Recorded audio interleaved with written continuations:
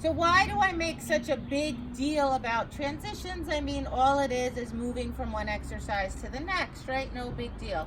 Except that for the vast majority of teams, when you watch them in the ring, that's where they lose connection with the dog. And when they lose connection, the dog gets nervous, right? It breaks the emotional support system that you're providing to the dog. And transitions are free time, so they're a great place for us to either bring our dog's drive state up, so to create a little more energy to spill into the next exercise, or to calm our dog down, to hold our dogs together. Some of my dogs, I've had a dog that gets really high that I've had to calm down. I have a dog that gets nervous. It looks like he's high, but really he's just insecure. So I provide an emotional anchor by staying connected with him and using my transitions to help him when I'm in the ring. Little Miss Confidence over here, she doesn't need any of that. She just needs to be entertained.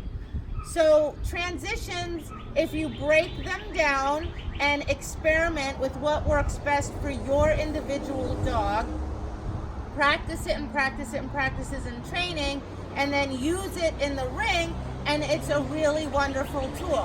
What happens is if we don't train it enough when we train and practice, then we get in the ring and we're trying to improvise, and that only makes things worse because it confuses the dogs, and then we feel kind of helpless, right? Because we're losing the dog. We don't know what to do.